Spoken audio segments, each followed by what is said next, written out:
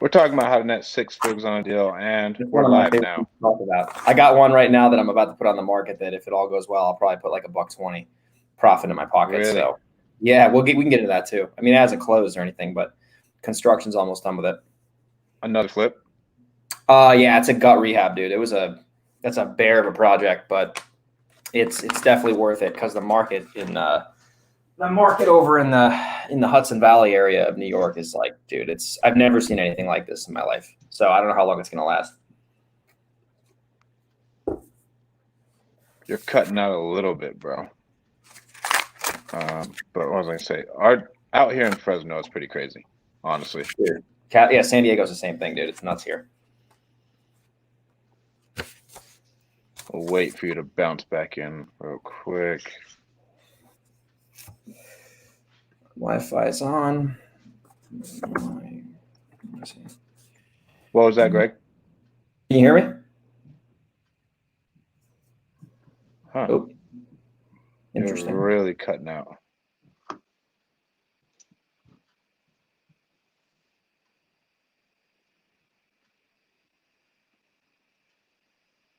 So this is my friend. Oh, he'll be back. This is Greg Helbeck, a friend of mine.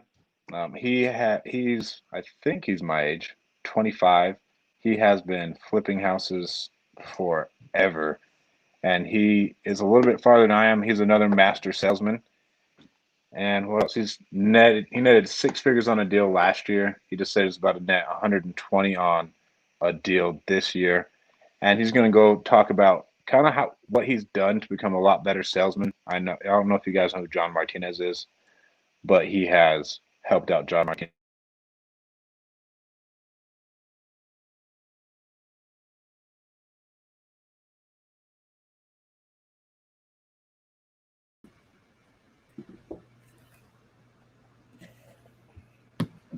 You there, Greg? We're good to go, man. I can hear you. Can you hear me? Yep. Can you hear me? Yeah. Sweet. All right. That's why we got backups. That's right. So again, this is my friend Greg. He's awesome. He has an awesome podcast. We're gonna talk about how he's netting 6 figures on a couple deals, about how he's built his podcast, and he has an awesome guest coming on. I was blown away when he told me about that. And then 6 figures. Let's just start off, man. Quick recap of how you got into real estate. Yeah, so I went to a seminar and they were talking about like wholesaling houses, and it seemed really easy, keyword there is seemed. And I was 20, so I had no what's the word? I had no experience in the workforce at all. I was in college, so I figured, this would be a pretty good opportunity for me to learn how to make a lot of money, because I always wanted to do that, not because I wanted to swim around in $100 bill bathtubs, but just because I wanted freedom, honestly. And went to that seminar, and it just got me motivated to go out and take action. It showed me kind of it was almost like Rich Dad Poor Dad Live, the seminar. They kind of took everything in that book and they expanded it. And it got me all fired up, went out, started marketing, got a deal, and just kind of spun my wheels for a couple of years. It took me about 2 years, honestly, 2 years of really eating shit, to be transparent with everyone here. Didn't make much money. And then after 2.5 years of doing the business every single day and failing, I started producing real business, so I was knocking out 1 to 2 properties a month, and then started doing a virtual, and then started building out marketing systems, and then I started saving a ton of money from those deals, and they were all assignments in the beginning. And then I started saving up reserves and then taking down these properties that I was getting, at great prices, and just flipping them, instead of assigning it, I would just flip it and I would triple the profit. And it was the same lead. It really was the same thing for the most part. I need a little bit of construction background, but that's not too difficult. And now to this day, I'm not a high volume guy. I'm buying 2 to 3 to 4 deals a month max. But, every deal we're doing is usually a really big deal, on our average wholesale deal is probably 25, 35 grand. And then if we're rehabbing a house, we're going to make anywhere from 60 to 100, if we can. And then this got one coming up where we'll probably put $1.20 in our pockets unless the coronavirus comes back. That's wild. And so why did you choose to start doing more flips? Because I'm just man, give me my money. I'll plow my money into making more money. That's how I see it. It's I'll be able to make the same amount of money in a shorter amount of time if I Yeah. spend that money on marketing. Yeah, there's a good point to that too. I do agree with that to an extent, but there are some opportunities. Like for example, there are some deals where if I wasn't, I could like it was unwholesaleable. You know what I mean? And that isn't really because I operate in two markets, San Diego and New York. So New York is a lot different than California, just because it's harder to do business in New York, just logistically. So there are some instances in New York where I do most of the business where you really can't wholesale the house. Like, you know, the attorney wants a huge deposit, you can't assign the contract, and maybe you can't get somebody in the house, but it's still a deal because you're getting it at a good price. So like, if you don't have the ability to close on that deal, you're going to piss away, 70, 80 grand if you can't close on the property. So it was almost by necessity.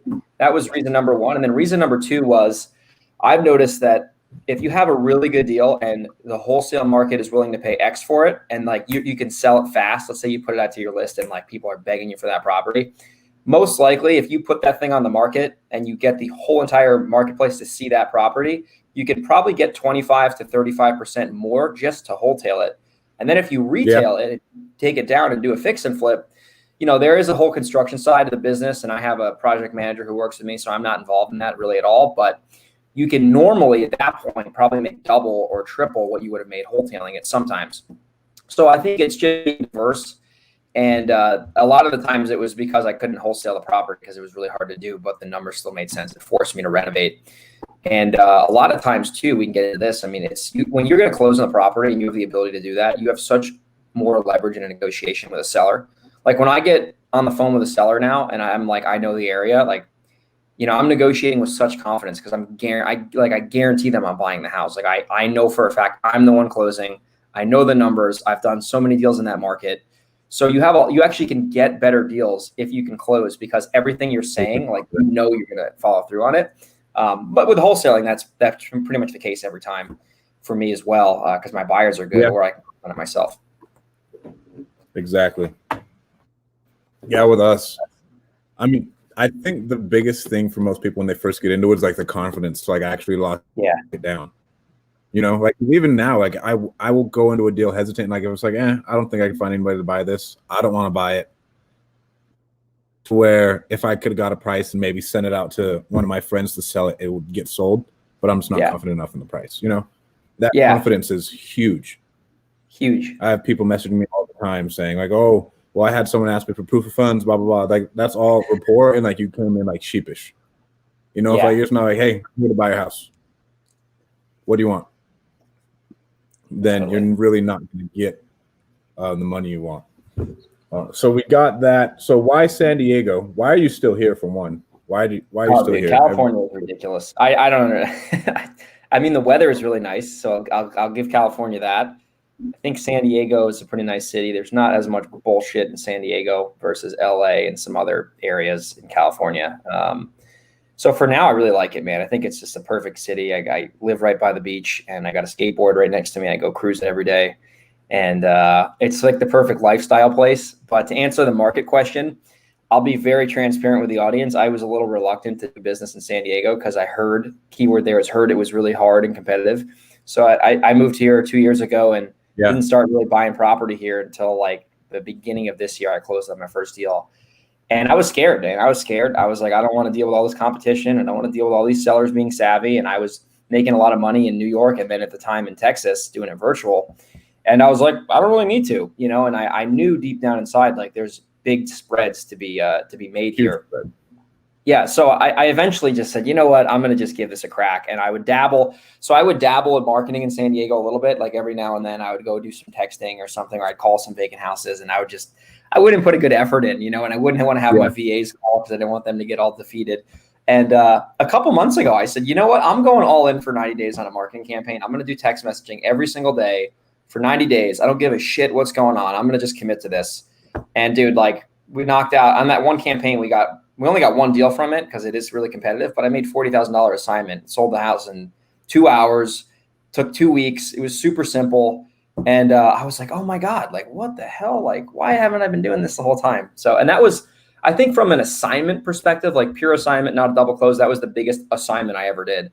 And I didn't really even have a buyer's list. Like I just like made a Facebook post and like sold it. And now I have like 70 people on my list. But San Diego is competitive, but I think if you know marketing and you understand like how much it costs to get a deal, it's not as bad, because there's a lot of investors here, but not a lot of investors are tracking their numbers and they're not really running it like a business. So if you are systematized, you can see really like quickly if the marketing's working or not, and it allows you to make better decisions. But like any market's competitive, dude. Like Fresno is probably just like San Diego. It's probably just there's probably more investors in Fresno because it's cheaper actually. So, you know, any market is going to be if the market isn't competitive, I would be pissed off to be in there, because that means there's not a lot of people looking to buy the products off you. I was just talking to a guy in San Diego who does 25 properties a month, and he was like, "Yeah, man, what's your feedback on the market? Because you're just breaking into San Diego." And I'm like, dude, I think it's better because it's competitive, because when you get a deal, you can sell it so fast at such a high price, you know, and some of these middle of nowhere markets, like it's easy to get a seller to sign a contract, but then like you can't find a buyer because all the buyers can just go on MLS and get deals anyway, you know? Right. Exactly. So that's a real we're going into South Bend right now, and we're going to see what we can dispo. Yeah. That is another like rinky dink market. Yeah. And I don't know how that's going to grow. South Bend, like Indiana, like right by Chicago, on the rim right there, on like basically on the Indiana Illinois border, right by Notre Dame. Yep, right by Notre Dame. We're going into that for rentals. That's a phenomenal rental market, by the way. I've heard. Wholesale stuff. That's what I have. My friend Scott Farrell. Shout out Scott. Scott just bought like 9 houses for like $200,000 or something. Oh, dude, it's crazy. I don't get like crazy cash flow. And I was like, okay, man. So we're gonna fly out there at the end of this month and go check it out and start. We're already marketing actively. That's awesome. Fighting Irish Properties LLC. And so we got that, man. Tell me about. Let's talk about your 6-figure deal. And then I want to go into like your online marketing and your podcast, how you build your team. So let's talk about the first 6-figure deal. I remember we talked about it.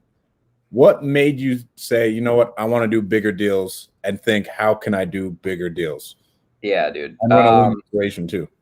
Yeah, I'll just peel the whole onion back. So I set a goal last year in 2019. I was a little comfortable, man. You know, I was moved out to California, you know, kind of living the life, whatever. Even that's complete bullshit. I mean, I was just complacent, and I was like, you know, doing some deals every month, and you know, not really working that hard.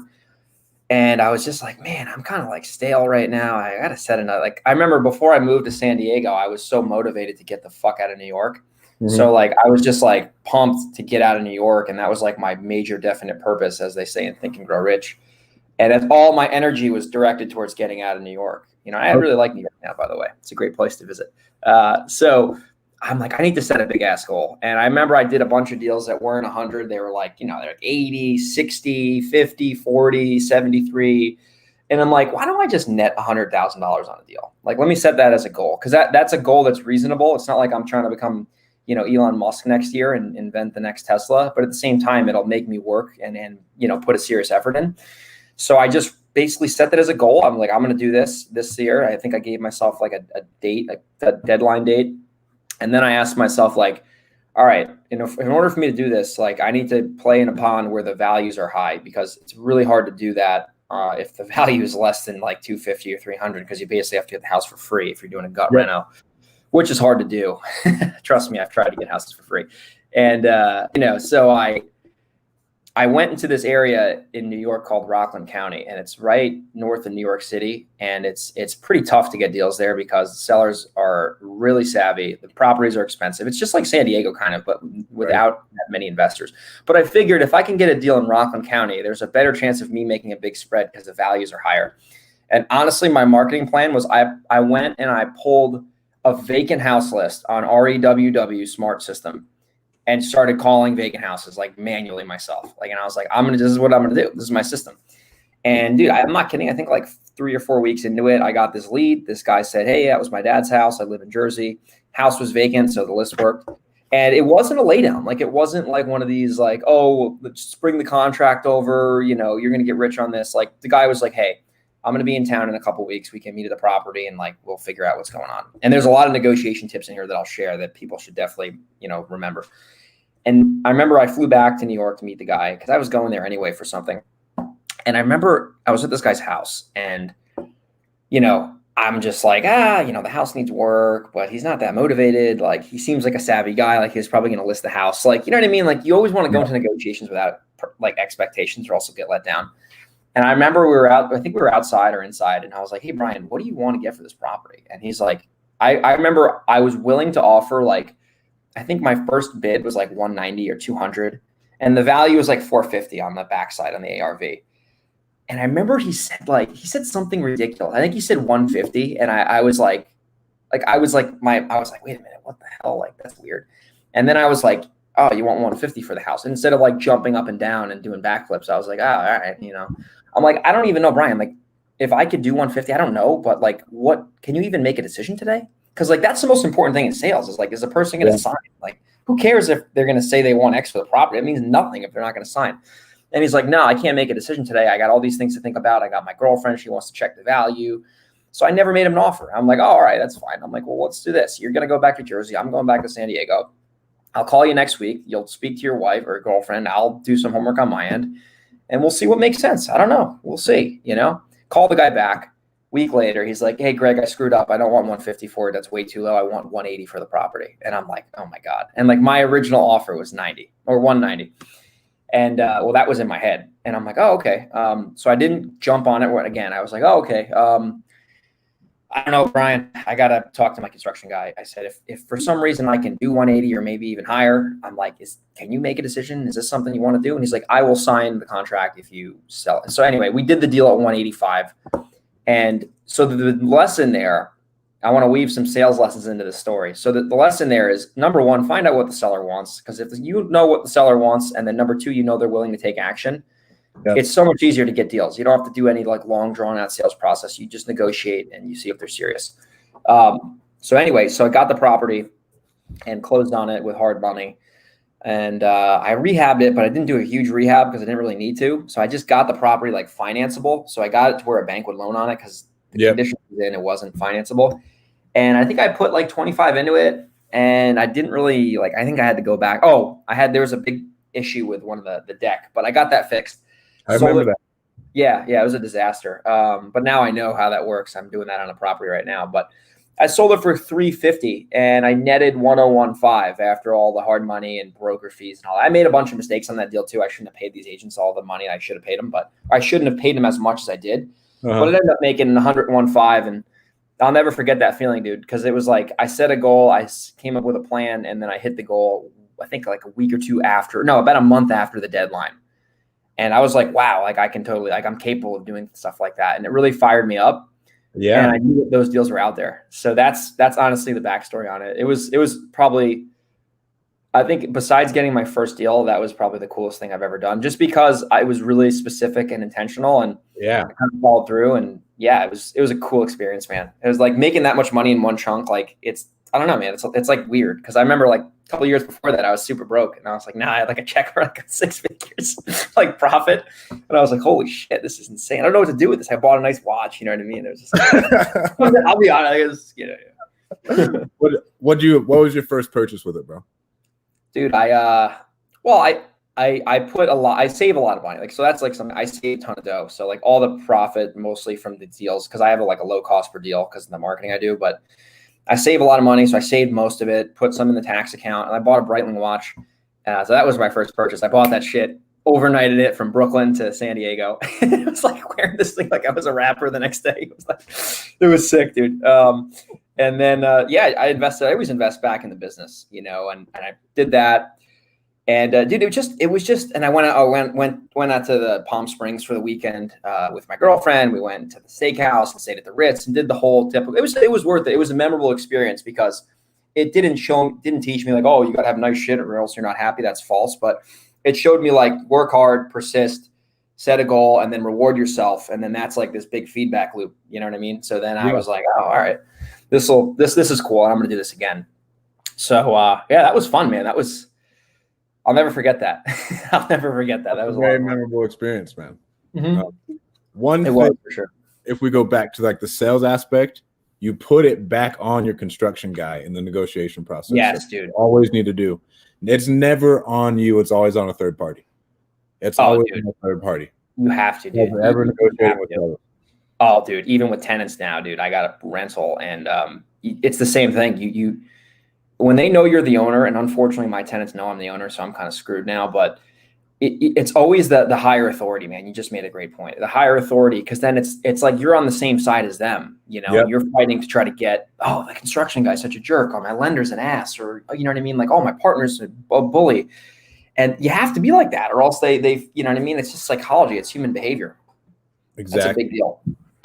Always putting it off. We do with tenants, anything. Whenever we're talking to other people, let me talk to my money guy.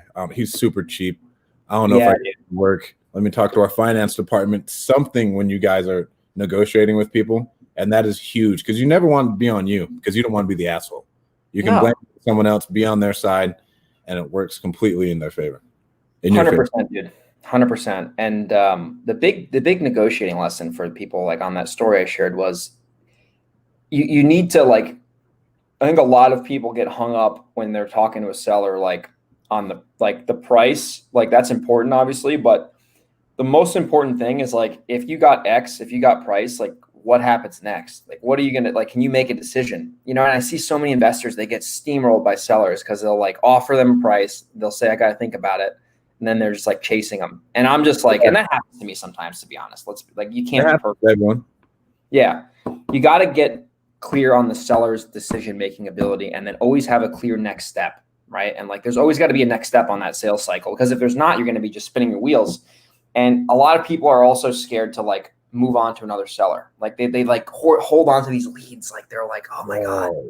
And they work the leads forever and just put it in the system and next, bro. Like we'll just next, man. You have to be because you're going to be spinning your wheels, man. And like a seller, you can't convince a seller to sell to you. Like they're going to do it on their own power, and like you can control them to some extent with like agreements and things like that. But like, I think so many people, they just spend so much time and energy trying to like chase down a seller and force them to do business with them. When like if you're just cool with the seller and transparent and like ask good questions, like the seller is either going to sell themselves or they're not going to sell themselves. And then you have a respectful follow-up sequence with them.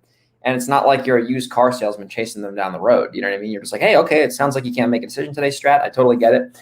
Well, would you be pissed if we followed up every 60 days just to check up on you? I don't know if you're even going to want to sell at that time, but we'll touch base. If you ever need any help, let me know. And then the seller like thinks of you as like a helpful advisor, not like a, you know, salesman jerk. You know what I mean? That's a big deal. Yeah, bro, that is number one. And all we say, I got this from my friend Jason Pritchard. Hey, you care if I give you a 30-second phone call, see if anything's changed for you? Dude, exactly. And like, oh, no problem. All right, that's sweet. Cool. Thank you so much. I'll talk to you soon. And that's going to be most of your day anyways as an investor is quick 30-second phone calls on follow-up.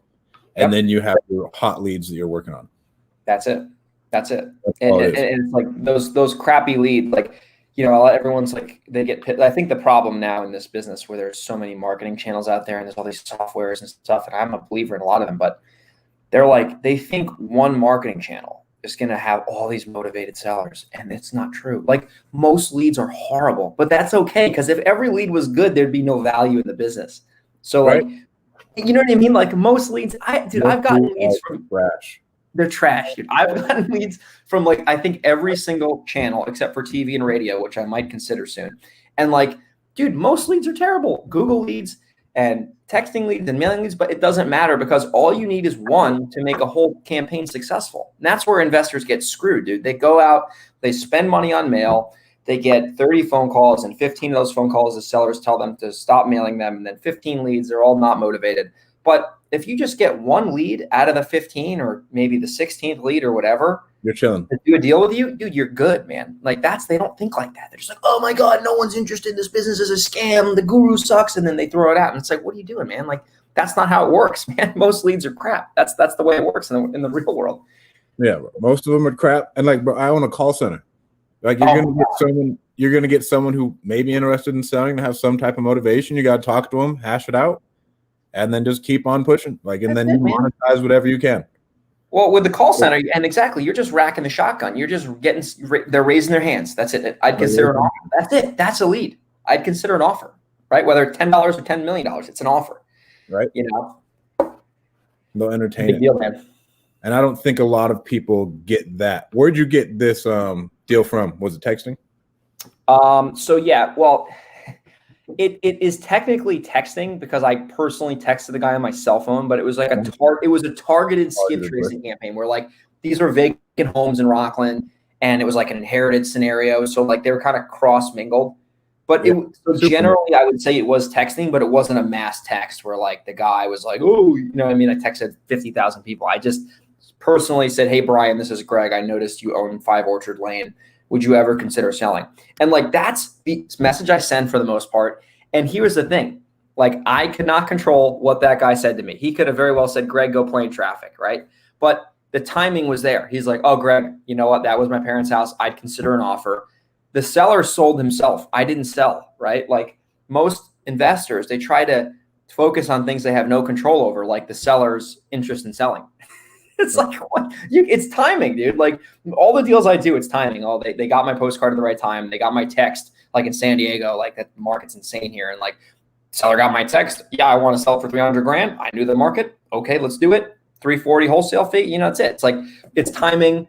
And it's like, just really know, I think the better you can get at marketing and sales, the quicker it is for you to make money every month, because you know, you can predict every marketing, like you can almost predict, well, you can predict if you spend $1 in marketing, you get like 3-4 back if you do it right. And that's where like a lot of people, they struggle because they just like do a blast of RVMs, they get a bunch of hate mail, and then they stop. You know, they don't have like they don't have it like systematized, and it's worth studying how to do it.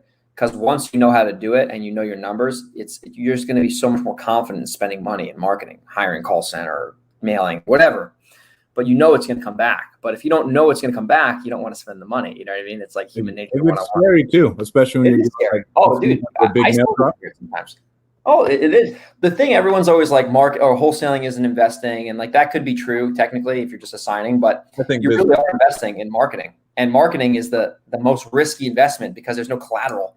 Your campaign shits the bed, you're done. But if I go rehab a house and it gets a little hairy, I can probably rent it out or whatever. I can sell it at break even. But once you spend marketing money, that's it, man. It's in the ether. Yeah, that's all.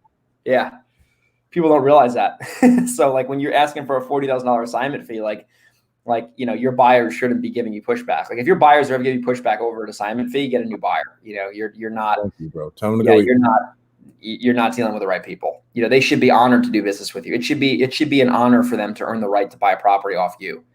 You know what I mean? And like a lot of wholesalers beat up by buyers, dude. Oh my God. Talk about this for hours. It's still below market though. You know, like if it works for you, it works for you. Buy it and move on. Exactly. And I think it has to do with your market too. Like in Fresno and San Diego and Hudson Valley, dude, there's such a shortage of properties. Dude, the buyers they'll buy anything they can get their hands on. So like I just had a wholesale deal last week where I kicked off a bidding war on this little piece of shit condo in New Windsor, New York. Like who ever heard of that town? And dude, like it was like an all out assault for this property. It was like kung fu fighting for this thing. And I'm just like sitting there on the phone and I'm like, can you do 54? And the guy was like, no, I'm at 52. I'm like, all right, well, dude, I'm selling 54. If you buy it right now for 54, I will give you my word. I'll send you over the agreement. He's like, no, I'm at 52. And I'm like, all right, well, I'm going to tell the other buyer 54. They're going to buy it. Like, I'll give this to you right now. He's like, no, 52. Call the other buyer. They're like, yeah, we'll do 54. I call the other guy back. Hey, dude, I sold it for 54. He's like, what the fuck? I'm like, dude, I just told you, you knucklehead. Yeah, so like, it's all about leverage and negotiating. Like I had the power there. It's my deal. I can close. I had 5 buyers for one property. So when you know you have to too. What? Like one thing people don't realize is you're negotiating on both ends of the deal, right? So you have buying it from the seller, then you got to negotiate with your buyers to get the most money out of it. Totally, dude. You have to, or else you're gonna go broke. I learned this from Todd Topak, dude. Like he really talks about like selling wholesale deals for a premium. And I used to give my wholesale deals away. Like I was like he says a cash buyer employee. And I realized, I was like, oh man, like that's stupid. I shouldn't be doing that. And like when you do that, you're not helping your buyer out. You're being a bad business person and developing bad habits. It's like you're robbing yourself. Like if you know the market will pay X for it and you're selling it for Y because it's your friend, like that's stupid. Like it's you cannot get emotional when it comes to these types of decisions. Like you have to think like, okay, if in order for my company to be successful, for me to hit my potential, me leaving $9 grand on the table, selling it to my cousin Rick is stupid. I need to sell it to Bob for market value because you're robbing your company growth when you undersell properties. So, if you're a new wholesaler, I know it's tough to do that. And like I've been there and I still sometimes have that happen to me, but You got to think, like, is this the best job? Like, you got to pretend you're an employee of your business and your boss is going to fire you if you keep selling deals under market. You know what I mean? Or else you're just going to like, oh yeah, I'll give this thing away because he's my friend. He says he's going to buy a house for me all the time. Like, who? It's bro. You're the commodity. The wholesale is the commodity. Yeah. They don't have deals. They come to you. Most people don't even know how to market for deals. Like if a flipper's buying from you, generally they're marketing on their own. Yeah. And you know how to market, get deals, negotiate, and everything else. And so you have a premium. You got the premium, dude. And there's a real value in that service. And when you can kind of combine that with, hey, I'm going to close on this if I don't get a good wholesale offer, dude, that's how I started blowing up the wholesale spreads. Because I would put these things out like at ridiculous spreads, not to try to sell dog shit, but just to see like, hey, would the market pay this? Let's see. Let's test this market. And I'm like, all right, if I can get X for wholesaling without having to close on it and go through the dog and pony show, I'll do that. And if I don't get X, that's okay. I'll buy it for Y and still sell it for the, Z. So then I started doing that. And now, dude, there's like the buyers were buying. I'm like, you know what? If I can make 30 grand right now wholesaling this without having to get involved in closing on a deal, which is a pain in the neck to do in California and New York with all the political bullshit, just a tough states to do business in. I'm like, I just assign it, or double close, whatever, and make a little bit less, but I don't have to deal with the headaches of closing. How's it been deling with the savvy investors, right? Because we started marketing out in like the Bay Area. And people were just savvier, Like how has it been in that aspect? You have legitimate investors now. Yeah. Not people what's going on? Yeah, I can tell you. So I think there's a couple things with when you're in a competitive market like San Diego, San Francisco, even parts of New York, gets tough. I think a lot of the times it is a lot more of a negotiation versus like a sales process. As much as I'd love to go do the sales process with some of these sellers, if I do that, I'm going to kill rapport and they're going to tell me to go play in traffic. So a lot of the times you're not going to see motivated sellers. They're reasonable sellers. If anything, they're like, the house needs work. I don't live there. I'd consider selling as is if it made sense. So I think you need to know the market, number one. If you don't know the market and you're trying to, do deals in LA or San Diego or the Bay Area, like you're toast because you're not going to know what is a deal. Right. So, and then the second thing is a lot of it is a negotiation. Like if the property's worth like 500 and the seller's asking like, and it needs work and they're asking 300, like that was a scenario I ran into where we did a deal. I didn't need to sell the person. I said, okay, well, if you got 300, what would the next steps look like? He's like, I'd sign with you if I got 300. I'm like, okay, well, we met at the property. He said he wanted 300. Sign the contract. Like it wasn't like it. We didn't really like. It wasn't really a big process. Like there were no deal killers. Nicer though. I just want one thing that's nice that I've noticed. People who don't have money are a lot more scared of these processes. To where for guys like, yeah, man, whatever, like 300K. Yeah, it was it. He's rich. The guy's a millionaire. Yeah, I bought a house from a millionaire and sold it to a millionaire. That's right? Like, I don't care. Like this is what I want. He's savvy. You can negotiate with him. Yeah. Yeah. Okay. Yeah, I'm happy. Yeah, that's it, dude. So it's more of a negotiation in the competitive markets. You run into sometimes where you get a distressed home seller. Those people are really tough because that you can definitely buy from them. I've done it in over on the East Coast, but you're dealing with people who they've never done it before. They have no idea what to expect. They've never done a business transaction of this size before. They're scared. You're almost like their therapist. And those deals you got to get even cheaper because you're requiring a lot more time or your team's time. So really at the end of the day in the competitive markets, you gotta understand it is more of a negotiation. The savvy sellers they're going to be willing to sell a little bit at a discount, but they're not going to give the house away. Like you're not going to and you can still make six figures on these deals, but you got to know like, all right, if the seller wants 300 for it, and it's worth 500, needs 90 grand. Like you could maybe put it on the MLS. Like you need to really know that market. And in San Diego, for example, like there's such a shortage of inventory here and buyers are just desperate for houses. It's just so much easier to sell. Like you put a deal out to the list and like it's, your phone won't stop ringing until someone buys it. And then you just, hey, I sold it, and they're like all pissed. Like, oh, what the hell? It's like, hey man, I sold it. So you got to understand that. And the biggest thing is, you got to sell to people. You want to sell to people the way they want to be sold. You know what I mean? Like a person that's a numbers person, they don't want to hear anything. They don't want to hear why you sell. And they don't want to hear, what are you going to tell? Like they don't give a shit about that. If you do that with them, they're going to be pissed off. And I've tried this unsuccessfully a million times. But if you're a if you're a personality like me, for example, I'm very direct and I'm a little blunt. I'm working on that now just because like that's just how I am. Like I don't like to waste time. If I have that attitude with a seller who's a relationship builder, I am in trouble if I don't go through the pain funnel with them. If I don't ask them, why are they selling? Where are they going? What's your grandkids like? You know what I mean? Like that's not, I have to sell, like you have to sell how people want to be sold. And that's a big mistake. Like there's not a one size fits all when it comes to selling, because you always need to read that person first and figure out how they're going to make a decision. You know? Do you study personality types to be able to know how to adapt? So I don't study them like in terms of doing research and homework, but I can kind of get a gauge if I meet the person. Right. So the way that they are. Yeah, I can get a gauge. Yeah, I'm like, yeah. Like if I'm on the phone with someone and I can tell they're like a relationship builder, I'll invest some time on the phone with them. But if I know on the phone or if I'm in person, they're like, hey, I want an offer and that's it. I'm gonna just I'm not gonna go through a whole dog pony, because they're gonna get pissed. They're gonna be like, dude, you're wasting my time. Like I don't want to hear any of this bullshit. Like, what's your freaking offer? Like, you know what I mean? And that's okay. Like you don't you can't control the seller's personality. You can control how you behave in front of the person, and you should be, hey, give them an offer and see if they're serious and, you know, moving forward. And if you got an offer, would you sign it or whatever, you know, but you got to really be adaptive. And that goes a long way, because if a seller knows that you're not full of crap and they can see that in you because you're kind of selling to them the way they want to be sold, that gives you an advantage over your competition, because your competition might go in there and try to, you know, sit in their kitchen for 3 hours and talk about bull crap when the seller just wants an offer at the end of the day. And if you can, you know what I mean? So you got to be unique with that. Yeah. I love the pain. I love the pain funnel, but then there are some deals that are just easy. Like I want this, but I am, what's the word? I'm very hesitant to give people what they want, because then there's a chance they might just go shop it, or they think they can get more. There's buyers. Yeah. How do you prevent that when you're giving people what they want? I try to never give people what they want.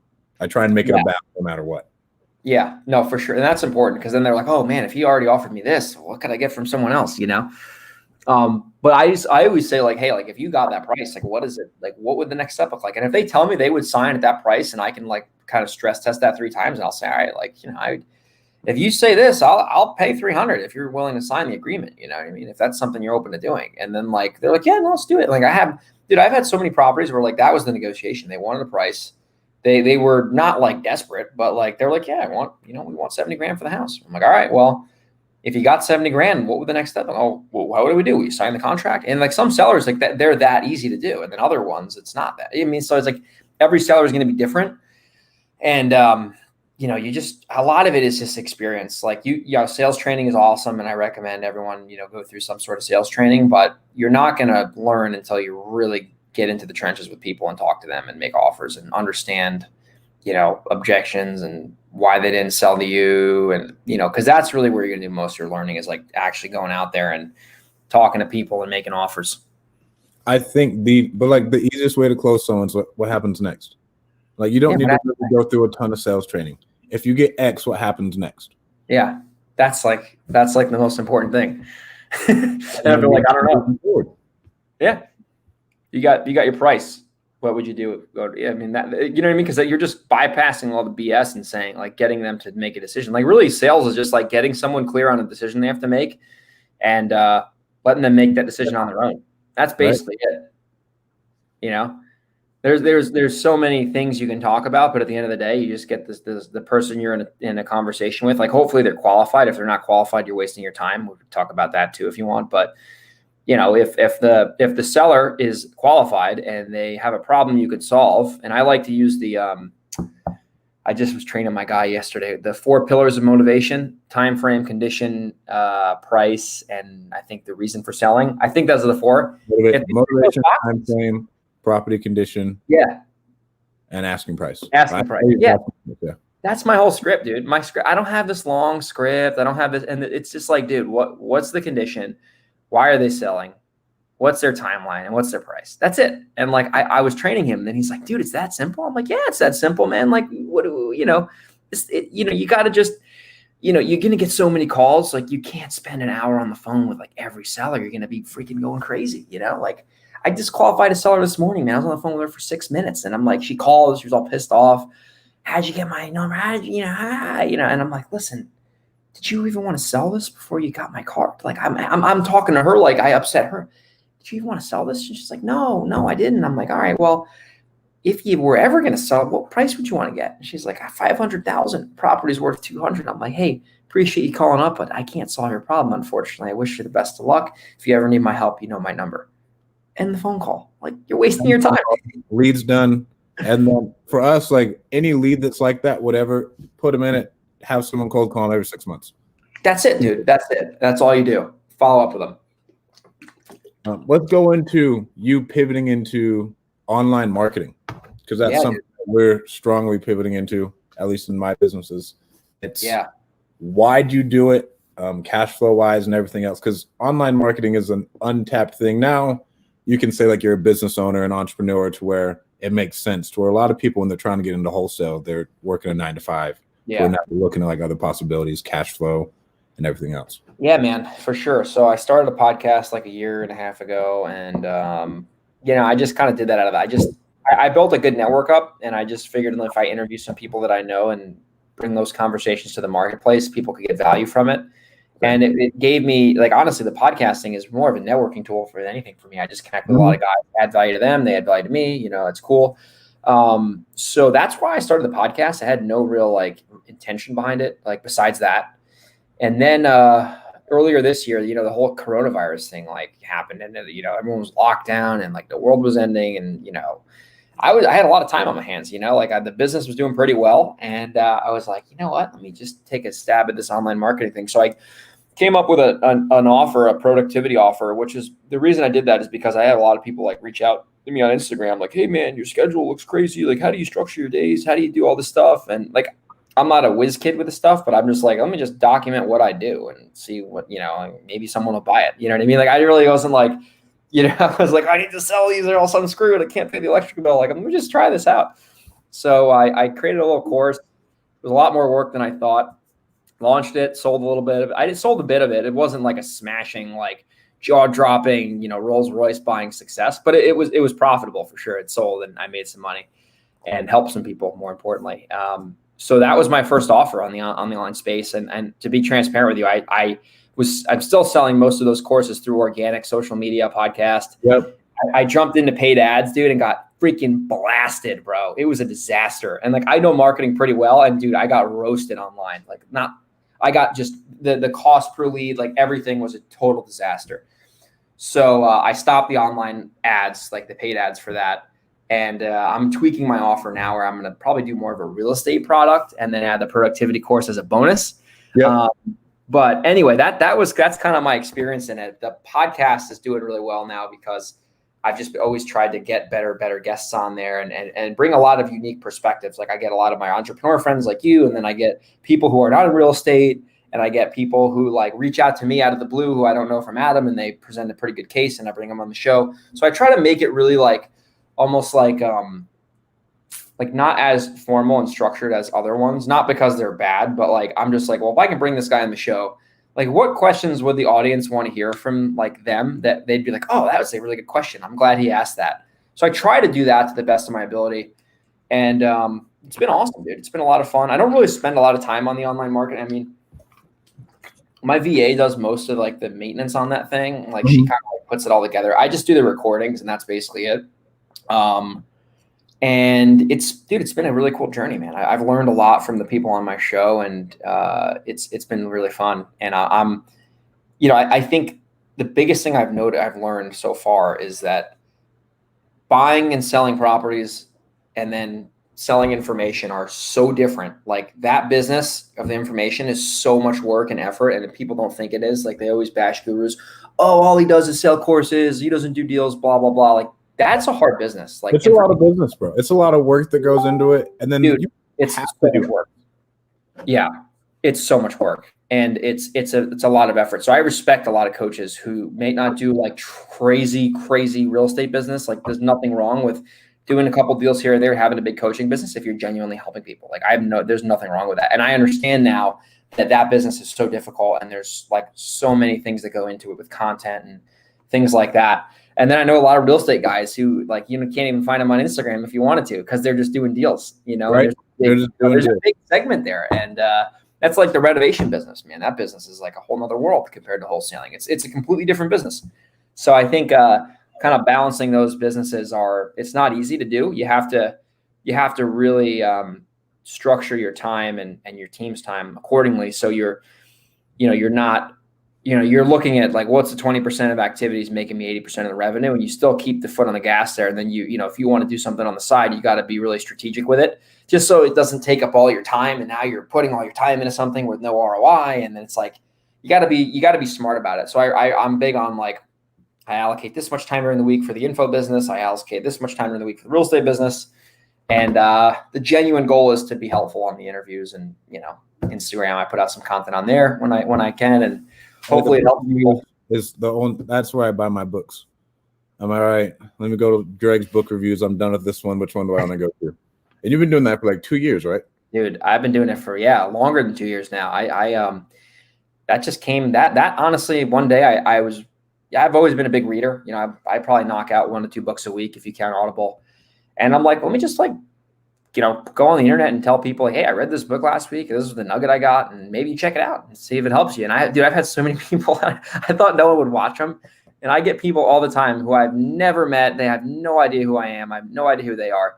And they're like, dude, I watched your book review. I bought that book. It was fucking awesome. I cannot believe it. I'm like, what? You watch my book review? Like, I'm some knucklehead sitting at the beach, like talking, you know what I mean? And like, that's why I do them, man. I do them because I know that there's a lot of people out there that they have like seen that book review, and they knew me when I was younger, and like they kind of lost touch with me. They saw my book review, and then they saw a book, they read it, it changed their life like that. That's why I really do it. The book reviews, and I know that they are helping a lot of people, and they've been fun. It's almost like I just got all this momentum now, and like I've been doing it for 2.5 years, almost 2.5 years. So I don't want to break the chain. And then the podcast, man. For me, like these Facebook Lives generate revenue in all my other businesses. Like it generates business in my wholesale business, generates business in the call center, skip tracing, all of it. Yeah. It's like people see it, people listen to the podcast, like get hit up like, hey, can you help me with this deal? Oh, hey, dude. The cold calling services, and it's all organic. Like this is not paid. We're thinking about doing paid ads for our skip tracing and doing a little bit more email marketing, like affiliate stuff. Yeah. But like the organic podcast has been the best thing I've ever done. Oh, dude, it's the best type of, you get the best leads from that for sure. Because you become magnetic, right? I mean, when you're magnetic, and that's a great book, by the way, Magnetic Marketing by Dan Kennedy. I mean, it's when you have people coming to you, you're in such a, and like this is, I don't want to sound like I'm manipulative, but like you're in such a power position because they're reaching out to you. So you have the cards, you're the one who's in control, not to sound like a dick, but like, you know what I mean? So like someone reaches out to you now, all right, like I'm going to read, you know what I mean? So it's a lot easier to communicate and things like that. And the biggest thing I like about the content marketing is like when people reach out to you too, they already know, like, and trust you because they've heard your shit. It's not a cold call, they know who you are. They've heard your shit like a million times. They're like, oh, I know you, you're a good guy. Let's talk about how, we can do some business together. And you're already like, it's like the best business card you can ever have. And it's evergreen. It's evergreen, dude. It's evergreen. It's always putting out. People are always listening. Going on podcasts, people are always listening. It has been the best thing I've ever done. I wish I would have done. It's you're adding value 24 hours a day, 365. Every single day, someone's downloading the podcast. Someone's getting value. And it's the key, the gift that keeps on giving. And let's talk about with your podcast, bro. How the hell did you get Andy Frisella? And then I want to hear about Jim Randall too. Okay. So Andy Frisella, you're going to be disappointed by the answer. I went to his website and it was like, book me for a podcast. And I was like, oh, this is definitely too good to be true.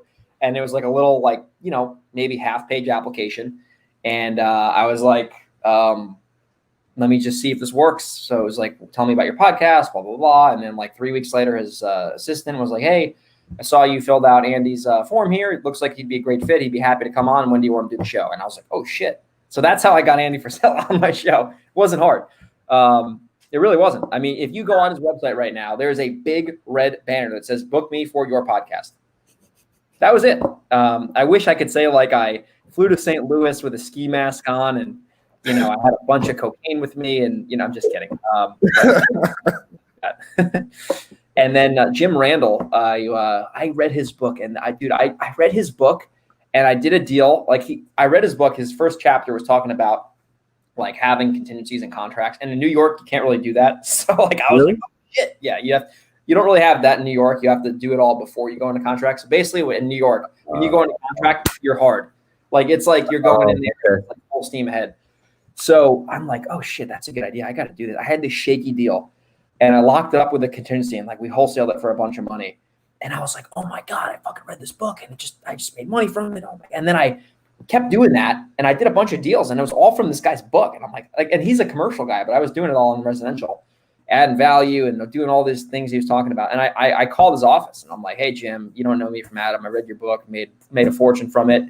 And dude, thanks so much. Like super helpful. And like, I don't know if you get many of these calls, but I actually read your book and I have like done very well from it. And he called me back and left a voicemail. And he was like, oh, I'm so happy. And we played some voicemail tag.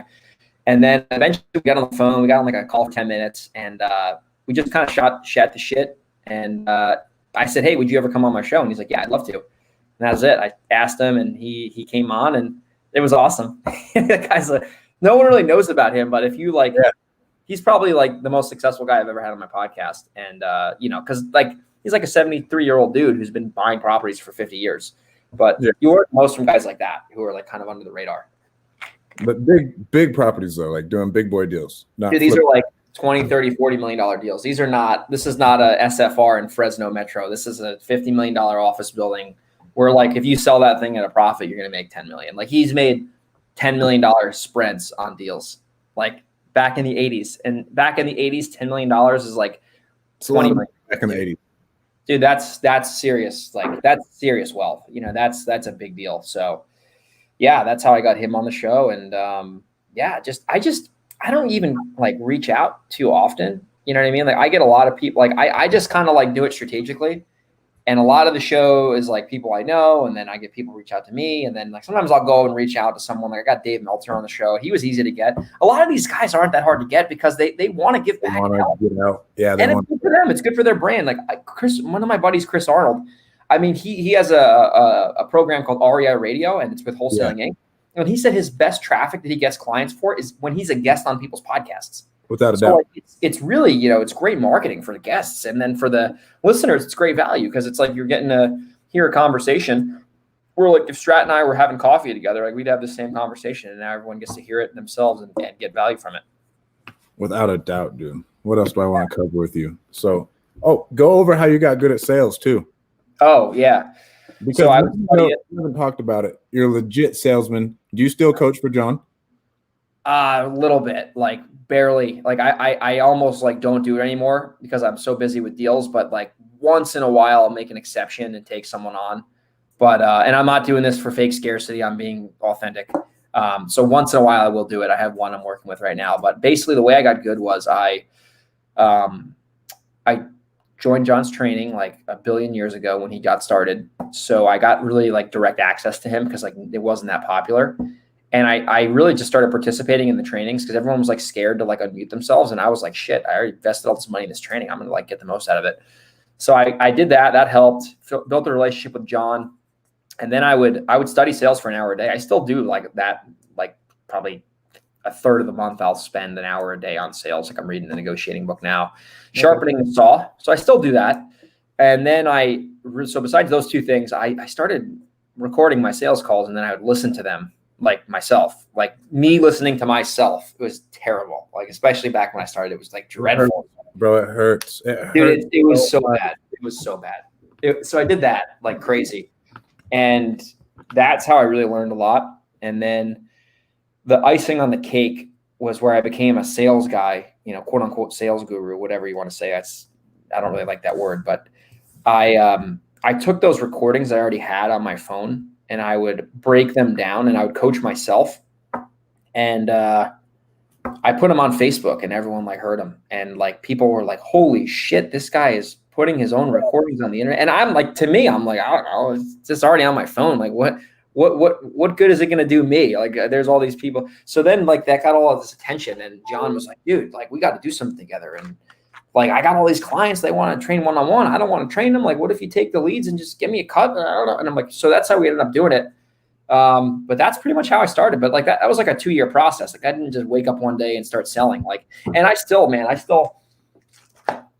screw up sales calls all the time. Like just because I'm like a sales guy, like, you know, if you listen to anybody like who's a sales trainer or whatever, like they'll admit to you, like there's no perfect sales call. There's always room for improvement.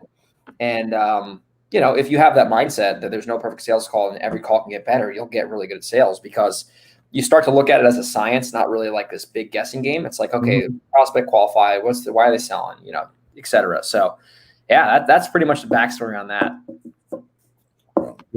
And then you're killing it. You're my age, right? You're 25? Yeah, 25. We met at John's event. What was that? That was like 3 years ago, bro. That was in I think it might have been 2.5 years ago. It was in Tampa, Florida. I remember that. Yeah, it was in Tampa. 2018, in the winter of the beginning of 2018, I think. No. Was it 17? Yeah, at the beginning of 2018. Yeah. Because I flew out there. Yeah, it was like January or February. January of 18, dude. That was a long time ago, bro. Almost 3 years ago now, actually. Yeah, because it's October now. So yeah. I helped him with his boot camps too. I would go out to his boot camps and I would help him and I would do some content with him. And, you know, that's how I kind of built a little bit of a name for myself without the real estate at all. Like just kind of known as John's right-hand guy for a while. I still was talking to him on the phone yesterday. He's a good friend of mine. And the big point though, like to wrap all that up, like, you know, the sales thing, like I just looked for ways to add value and I didn't have any expectations in return. Like I'm still to this day, dude, like if I can help any of my buddies out in their business, like I don't like help them and then like expect, oh, I got to follow up with him to get this thing out of him.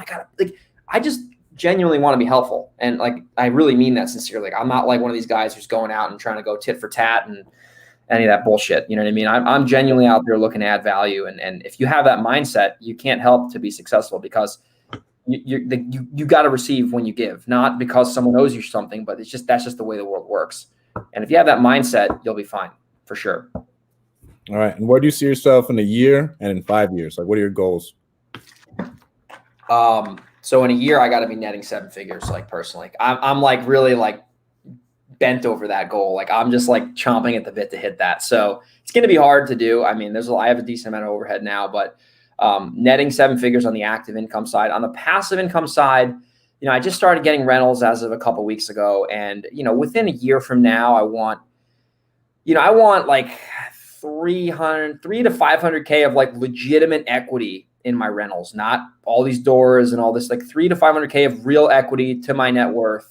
You know, that's a reasonable goal. If I stumble upon a multi, you know, I'd consider it, but I'm more focused on SFRs now because I know how to get them better. 5 years from now, I want to definitely be like financially free to the 5th power, which means that my passive income is 5 times more expense is 5x my expenses. So that's like a 5-year goal. You know, right now I don't have $1 billion of passive income just because I'm focusing more on active income in the flipping business. So I got to be more strategic about that. And then 5 years from now, man, besides having a business that keeps growing every year by at least 25, 50%, I want to still, it's really wishy-washy, but I still want to make sure that I'm living congruent with my desires. Like I'm not like just crushing it in business and then like other areas of my life are in shambles. You know what I mean? Like I want my health to be dialed in, my relationships to be dialed in. I want to be traveling still, creating intentional experiences.